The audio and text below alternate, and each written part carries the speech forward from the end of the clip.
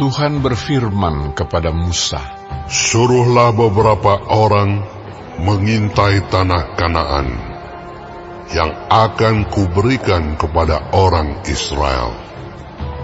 Dari setiap suku nenek moyang mereka, haruslah kau suruh seorang, semuanya pemimpin-pemimpin di antara mereka."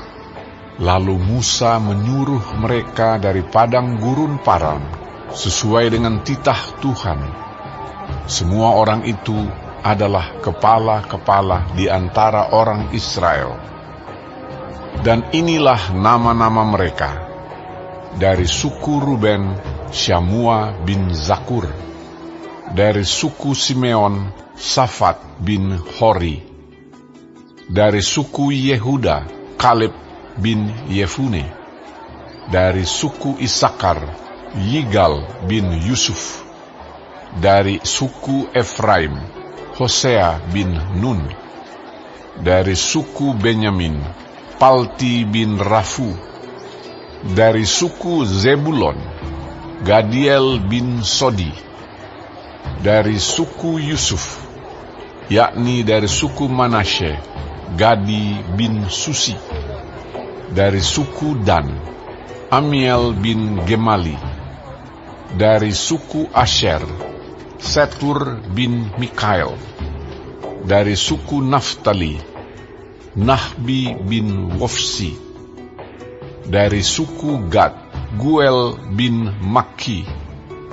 Itulah nama orang-orang yang disuruh Musa untuk mengintai negeri itu, dan Musa menamai Hosea bin Nun itu Yosua.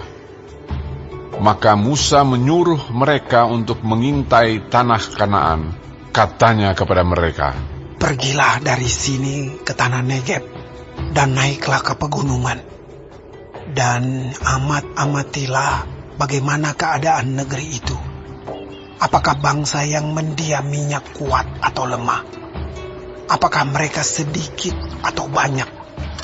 Dan bagaimana negeri yang didiaminya? Apakah baik atau buruk? Bagaimana kota-kota yang didiaminya?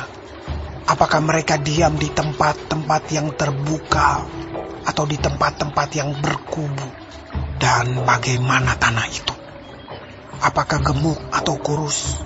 Apakah ada di sana pohon-pohonan atau tidak? Tabahkanlah hatimu dan bawalah sedikit dari hasil negeri itu." Waktu itu ialah musim hulu hasil anggur.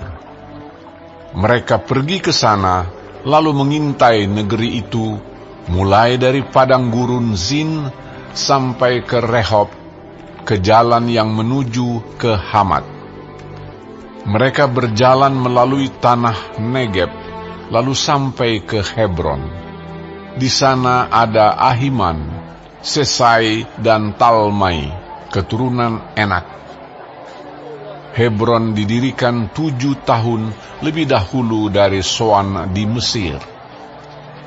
Ketika mereka sampai ke lembah Eskol, dipotong merekalah di sana suatu cabang dengan setandan buah anggurnya. Lalu berdualah mereka menggandarnya. Juga mereka membawa beberapa buah delima dan buah ara. Tempat itu dinamai orang Lembah Eskol karena tandan buah anggur yang dipotong orang Israel di sana.